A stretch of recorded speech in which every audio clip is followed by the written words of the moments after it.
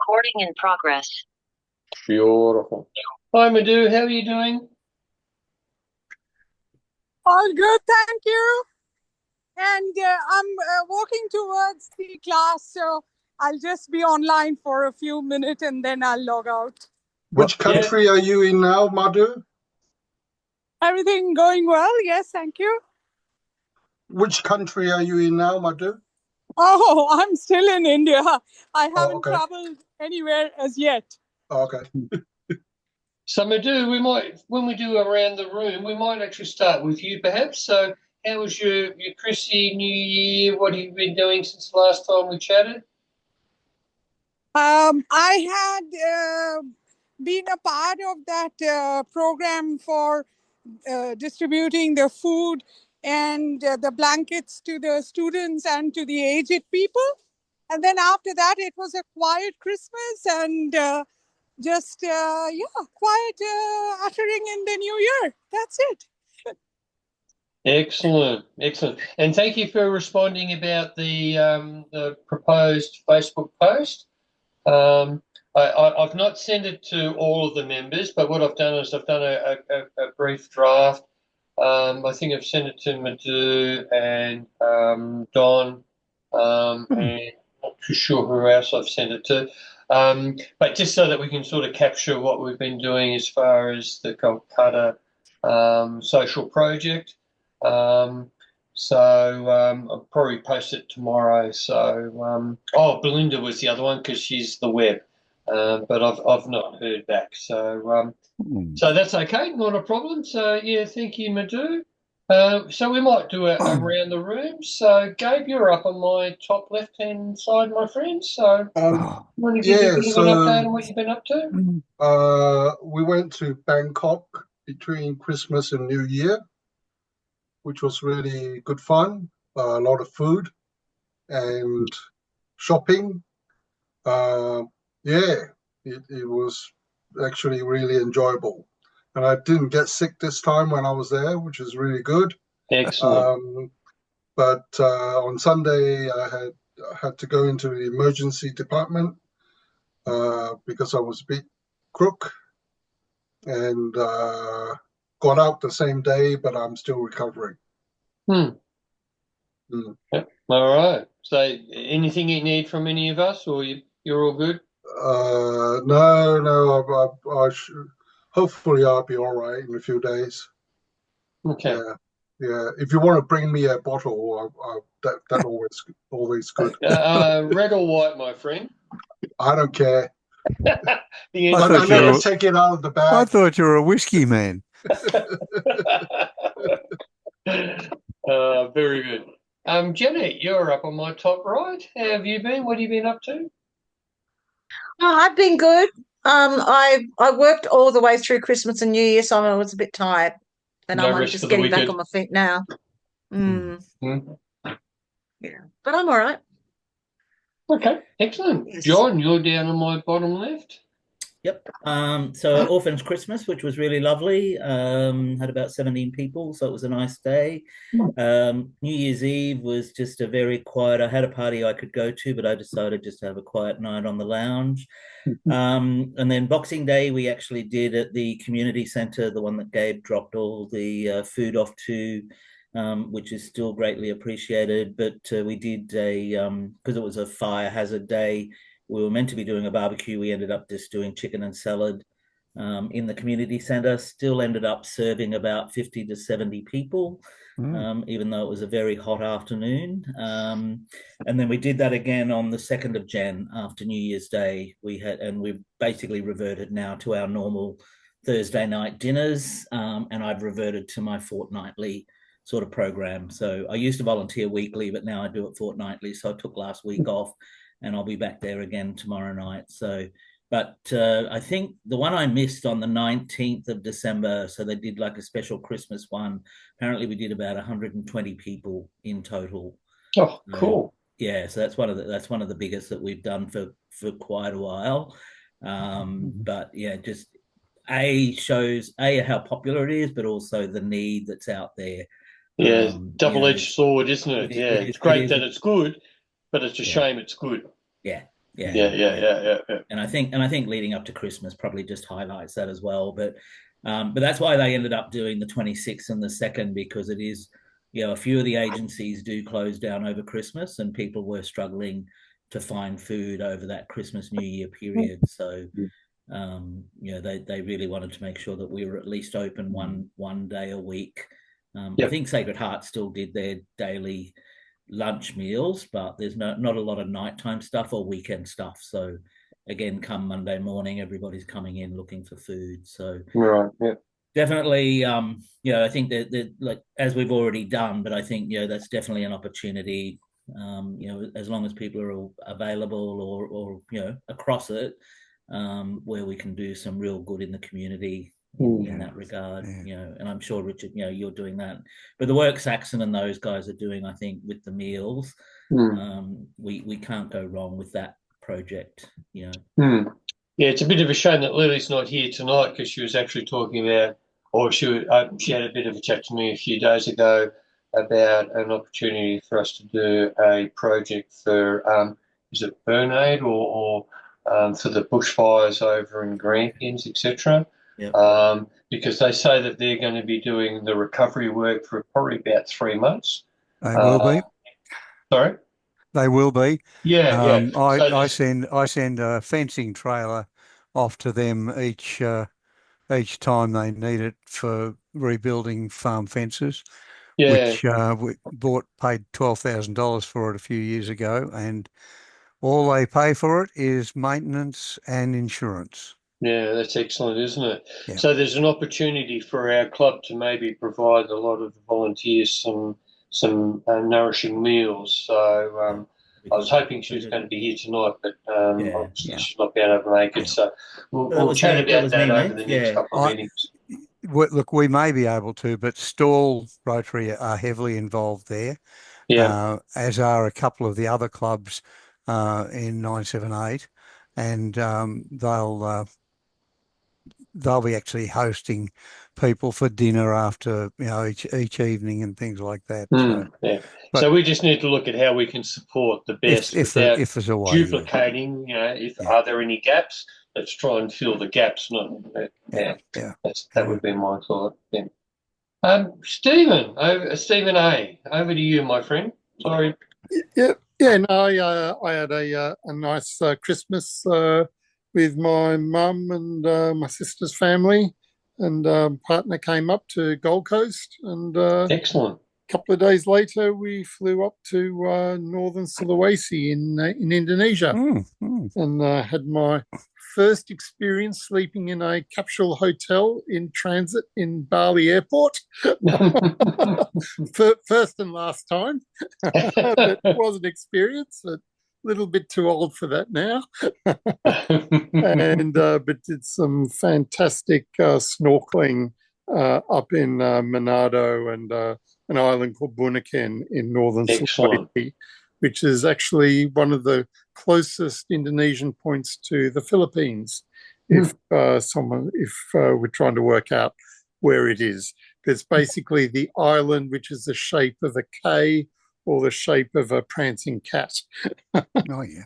In the Indonesian archipelago. So came back not last weekend, the weekend before, and straight back to work and dealing with the mundane work stuff now. Yes, back to reality again. That's unfortunately. Right. That's right. It was a great break. Very good. Very good. Don, how was your Christmas? Christmas was very good. We did nothing. We dropped in on my eldest daughter and her too, and they did all the work.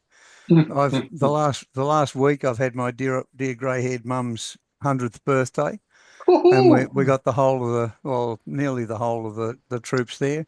Only problem is my sister Margie wound up with gastro and didn't get to the birthday party because you can't take a chance with a 100-year-old. And my daughter Elizabeth got as far as, she lives in Hobart, got as far as Melbourne and had a turn, and she was nearly electrocuted at work when she was working for Deakin Uni, and had some work done on her spine post that, and every now and again she winds up with this no balance business. So, but I've a couple of things. John's been doing some work for me, and for him, and for us, and thank you, mate. I want to get a history of the club done before I finish my year, because it's hard enough to find even who was president in 2016 or 2017, much less who else was serving in what capacities in that time. Some of it's available, and John's chased it up on Club Runner, on the district Club Runner, but a lot of it is not. And I think we really have to. I would hate to see us go with our first decade being unrecorded. Is that all sorted now, or are you still looking for information? Still looking for information, and I'm happy to help if I can. I'll be hitting on, and or John will be. We're doing it as a team, on as many of the past presidents or past secretaries or anybody that knows who the executive were, say in 2013, 14. Now that one should be fairly well documented somewhere. Yeah, I haven't gone back to Beck yet on that one, John. No, well, I haven't either, John. So But there was just that. But just so that you know that we've got this in train, and if anybody's got, and Madhu, you may have stuff going back to, you were, I think, when were you president? 1920, not 1920. 2019. But yeah, it's really the first 4 years, guys. 2013 up to they're about 17, the difficult. 18. 13, 14 up to 17, 18 are a bit of an issue. But that's now I'm not representing. I am attending an event with District 9790 at Oxley in mid-February, to do with the sustainable growth, that sort of thing, that's being done by District Governor Stephen has organised for a team from the zone to come there. There's limited numbers. President and Secretary of all the 979 clubs will be there, but a couple of others from... So that's the New Zealand zone, is that right? No, that's 979's Albury down to... Oh, Albury, sorry. Heading south to Melbourne. So that's what I'll be doing over the weekend of the 16th of February. I also had I've mentioned it to a couple. I had the pleasure, of attending something that I know Steve Aquilina was put his hand, he put his hand up when the stuff was sent around, but I don't think you got to be there, Stephen. Bit hard to tell if you were, because we had 190 participants of the Rotary clubs and peace builders, and it was there were 6 serious guest speakers, including Rob Fisher from the Rotary Club of Melbourne, who put on a very good presentation on basically how they raise funds to end polio, how the club goes about that. Dorothy Gilmore, some of you all know from Hawthorn. Dorothy did a very good presentation on the violence against women and girls, and we had a couple of people that came out of the past. There's one bloke who's still worried about the Kennedy's Cuba campaign, but he thinks we're still in that situation and the Russians are going to bomb us all to death. But anyway, so that was terrific, and I'm really glad that I didn't go to sleep during it, because without notice, I think I might have mentioned this to John, at the end of the event, the chair, who's an Indian lady not from your area, I don't think, Madhu, but she said, and now we'll call upon past District Governor Don to sum up. And past District Governor Don hadn't he was just there as a visitor. Hadn't been pre-warned. Hadn't been pre-warned, but I think he did a fair job. That's been reported anyway. But unfortunately, I'd taken some notes on all of them because I thought I'll probably wind up having to report on this to somebody, and particularly the fact that we're one of the few peace building clubs by name in Australia, and don't think there was anybody else from any of the others. Signal, 2 notifications. Just, oh no, come on, wake up! My phone's just gone berserk. It's Jackson.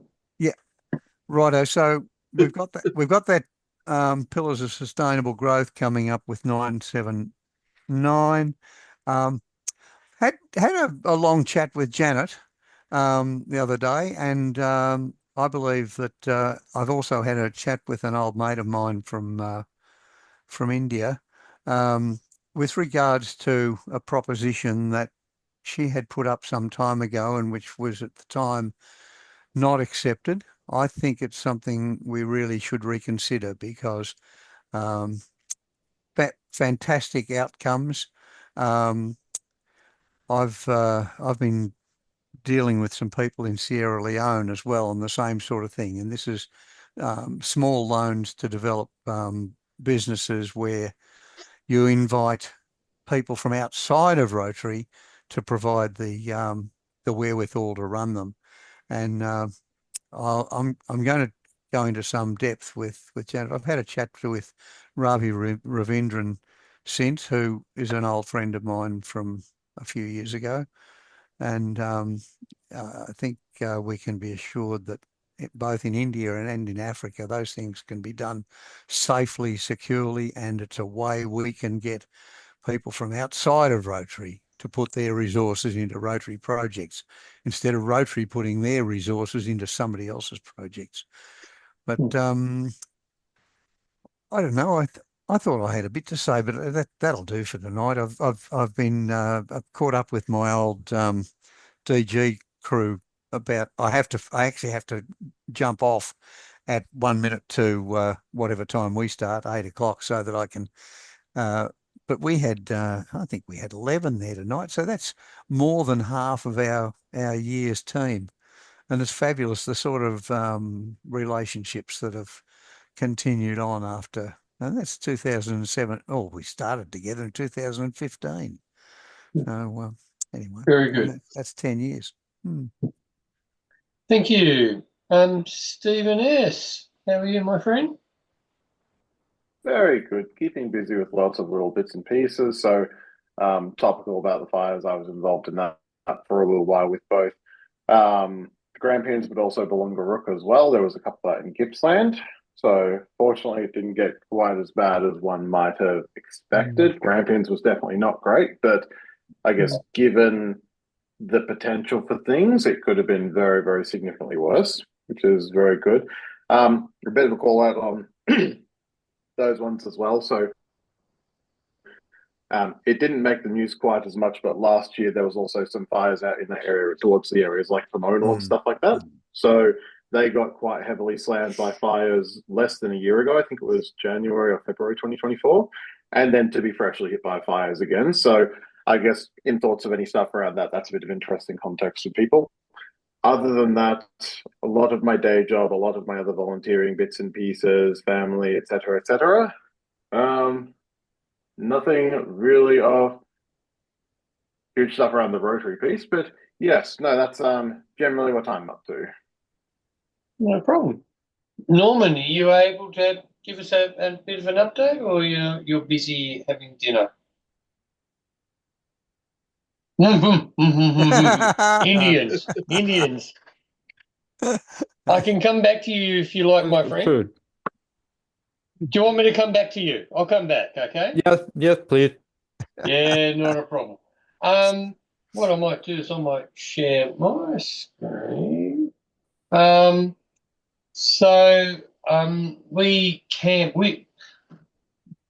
family and a group of friends and I, we camp at a campsite which is only about 15 minutes from home at Warriellic. And we've been doing it for about 30 years. So the kids have all grown up there, and etc. And it's just really nice. It's a great relaxing. We just stay on a friend's farm. And this year we had a murder mystery, and this time it was a pirate's murder mystery. So this is a screenshot. Hopefully you can see. Oh, no, hang on. I think I've done the wrong one. Then I'll try again.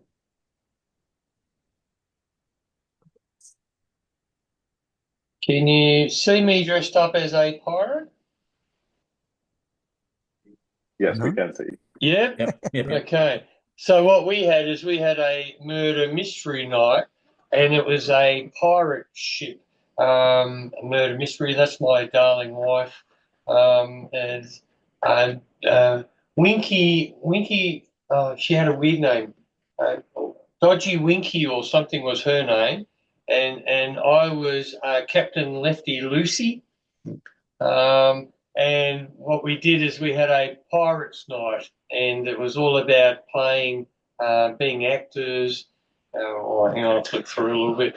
And it's about trying to work out who the murderer was for the night. And that's my dog asleep in the bottom of the van. But yeah, it was a really fun night, and we really enjoyed ourselves. The bosun's the murderer, if you ever need to know. He's the naughty boy. And for Christmas, we actually went up to Shepparton and had Christmas up with our family and girls up there. And it was actually really good because it went from about, or probably about 1 o'clock until about 7 o'clock. So it was about 6 hours.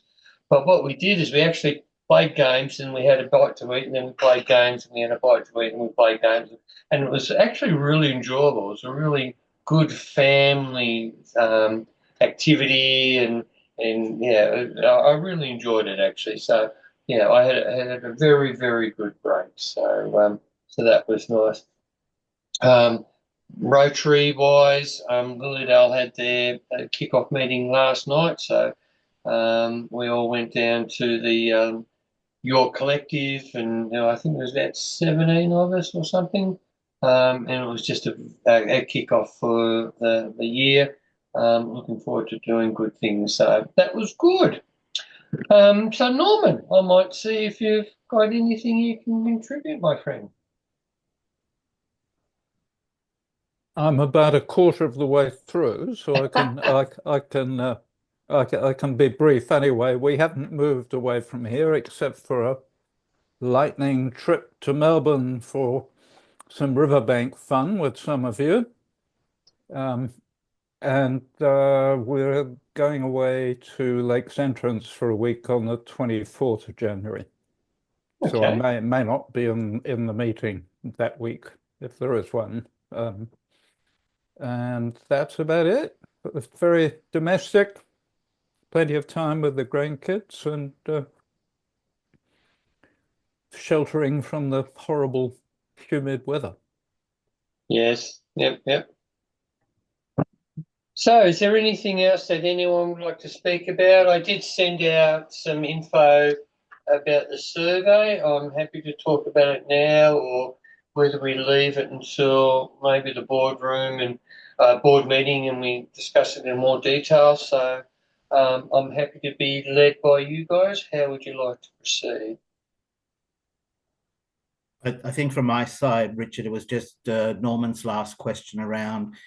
I believe we do have to update our constitution and bylaws, but I'm not sure what that actually requires. I'm not sure if it is just a board meeting or a special general meeting or whatever. That's the only bit.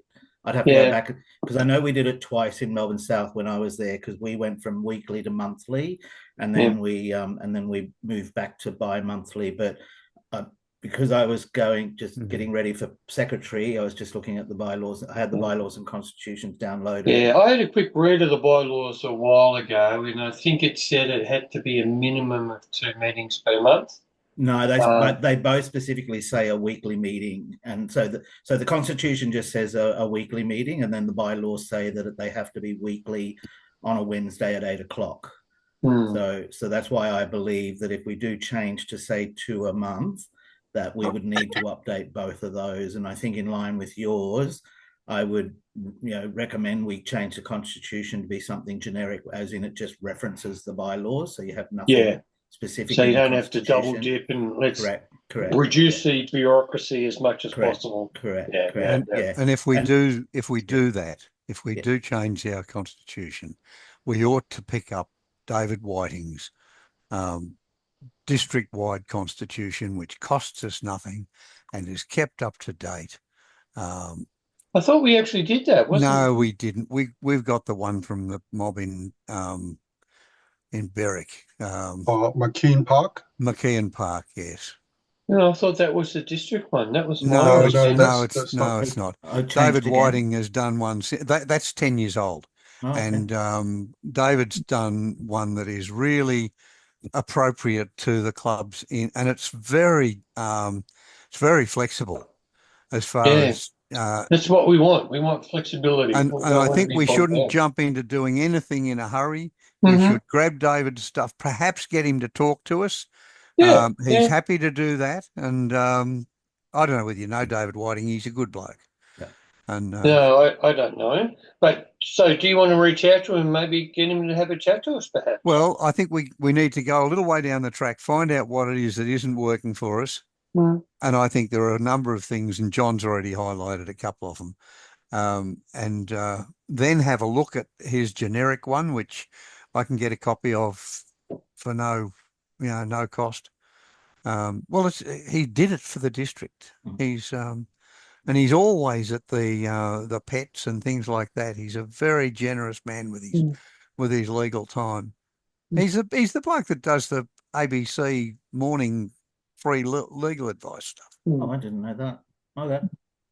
So, okay, I'll talk maybe offline, but I'm confused about how we've got somebody that seems to be district level, and then we seem to have another one that's different. But Say again? Well, I thought the one that we accepted was the district level. No, it's not. No, that's something that the district flogged and did District 981 and 982 and 978 in 2016. And it was costly. It's too complicated because they weren't really Rotary briefed. And it locks you into things like a weekly meeting unless you change it. Can we believe that Rotary would be short-sighted? That's how I knew McKeon, because that's when I worked with in 2016. So there's another one that came after that. Oh, you're probably right, John. Yeah. Okay. Probably right. I didn't know that. Because I must admit, most of the members are probably not interested too much about the bureaucracy of stuff. They just want to go out and do good stuff. So we need to make it as easy as possible for people to do good stuff. That's what Steve, I missed what you were saying. Stephen, I missed what you were saying. No, I was just making a sarcastic comment about the fact of Rotary making itself, Rotary tying itself in knots and overlapping on its own work. Shocking. Yeah. So yes. Well, if you do it once and it applies to everybody, that's about as efficient and effective as you can get. Until someone in Parramatta or something decides they want to do it differently. But anyway, no, that's never happened, Steve. It's a Victorian thing, and it has to comply with Victorian law. Under CAV's legislation, correct? Under their governing legislation for incorporated association. You understand all that shit. But all right, very good. So, is there anything else that anyone would like to discuss as part of this meeting tonight? Just want to ask questions. Stephen A, are you there? Yep, Kate. I've got a potential speaker, Michael Chu. He tried to get in contact with you to organize to speak, but he couldn't catch you. Is it all right if I talk to him, or? Yeah, sure. Yeah, or we can touch base tomorrow, but yeah, that's fine. Yeah, okay. When's the next available slot? Oh, well, now that's, I guess, dependent on what we are going to be agreeing to our meeting schedules, but are we still running on a weekly schedule now? Nothing's changed until we decide to change. Sure. Okay. Right. Okay. Or we start missing meetings. Yeah. Yeah. So, look, Kate, I'll touch base with you tomorrow. Okay, sounds good. Yeah. Yeah, thanks, mate. Right. Anything else from anyone? I just want to mention I had a fabulous weekend last weekend. It was very Excellent. busy. We had dear old mum, as I said, mum's 100th birthday party. As soon as we finished that, we jumped in the car and roared down to Melbourne to the Hamer Hall, where my grandson Teddy was playing his #1 French horn in the State Youth Orchestra. Oh, cool. And so he's got his in his resume, played at the Hamer Hall in a state symphony. So yeah, I think that's nice. But that was good fun, and he spent a week with a lot of high-powered musicians from around Melbourne, the Melbourne Symphony and a number of others. The military bands, they both provided people, both the RAF Central and the Navy band. And then they put on this performance in the Hamer Hall on Saturday night, and it really was great fun. But Excellent. You don't often sort of get that sort of warm, fuzzy. Where the hell did you get that from? Wasn't from me. But and he also was given the opportunity to basically wind up and thank all their trainers and coaches for the week at the end. It's only a 2-minute and did it beautifully. So very good. Lilio, you're probably the only person I've not spoken to. If you're online, I understand you are having a bit of lie down, but if you're there, no. I'm here. I'm here. Good. Yeah, how was your Christmas? I will not show my face. It is somewhat bad. I spent my Christmas in Melbourne with my granddaughter because she has work and cannot come home to the regional. And it was good because they really organized that Christmas party in the apartment. So good. Okay, very good. And the following day, I went to Victoria Market and the Boxing Day sale. Then came back home on the 27th, driving my car from Melbourne to regional. Yep. Yeah, that was good. Okay, very good.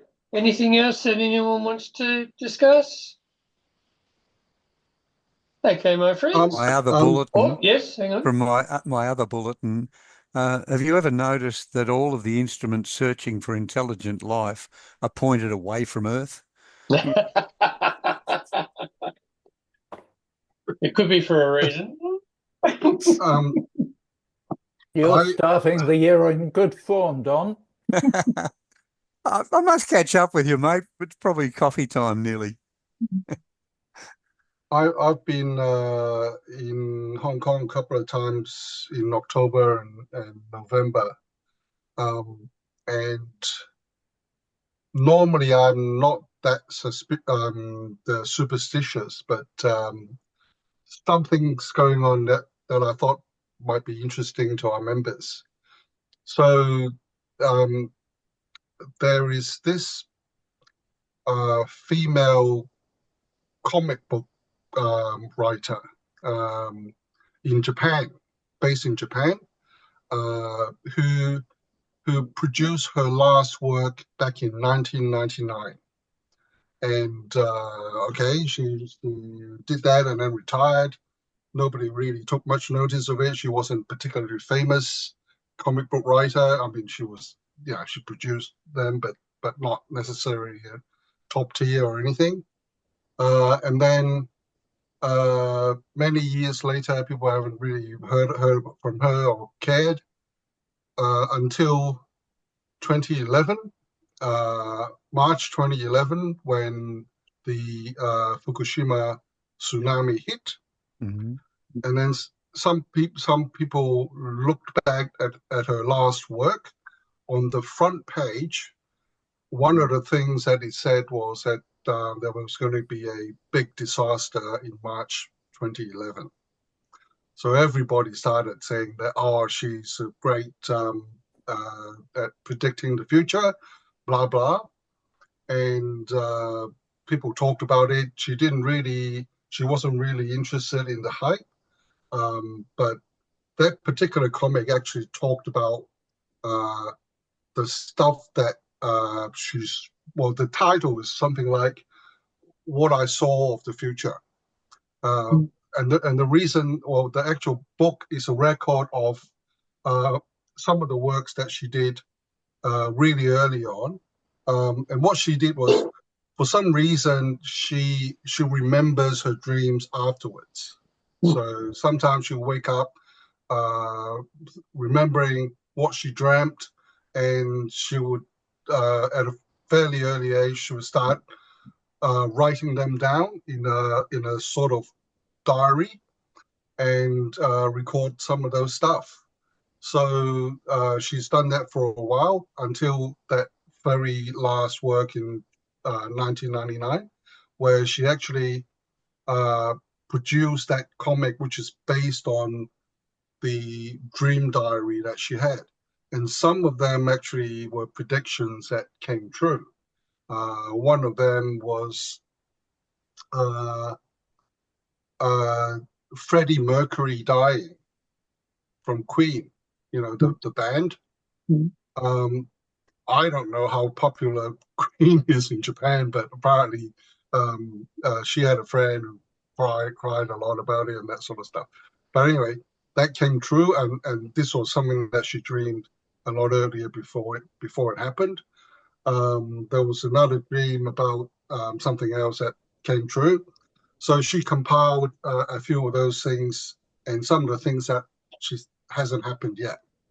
One of the things that she dreamt about was March 2011.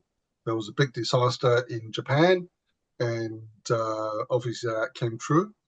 So when people found that comic, they were very excited, and people were talking about it. But she stayed out of the limelight completely, because to her, she was just recording her dreams. She didn't think that they were predictions of any kind. It was just something that she dreamt about. That was it. So fast forward to 2020 or around that time, there were people actually online posing as her to answer people's questions. And they were even saying that, oh, well, I'm going to write another book, update a book. But that's not her. And she wouldn't have known about it because she's actually not a young person, so she doesn't go on social media much anyway. Until one of her niece or nephew saw it and asked her about it. She said, I didn't do anything like that.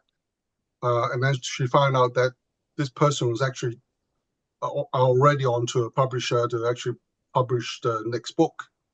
So she thought, okay, that's not good. So she contacted the publisher to explain what, that's not her and all that. The person who got found out was posing as her, was actually a guy, which is another story. But what happened was, after this came out, she thought, well, actually, I better write another book just to clarify all this and add some of the other dreams that she hasn't put in the original one. It's sort of like the second book is called the complete version of the first book.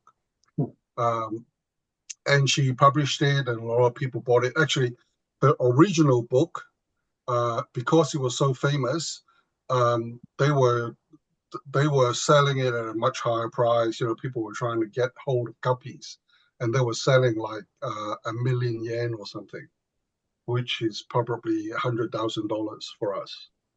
So, which is quite crazy. Anyway, So they produced this. She produced this second version of the book, and one of the key predictions is that on the 5th of July, 2025. So this year, in July the 5th, there's going to be a tsunami centered between Japan and the Philippines, and it's going to affect Japan, the Philippines, Taiwan, Hong Kong, and I can't remember if there's anywhere else. So it's going to be quite a few places. So if you're planning to go to any of those places around that time, it may be an idea to reschedule. Yeah. We'll be having a chat in July, I think. I think so. Yeah. So, and if we were, Gabe, not anymore. Yeah. Is it luck or is it prediction? Yeah. Well, I'll be honest. I'm a bit of a skeptic, but I'm happy to be guided by those that are more knowledgeable.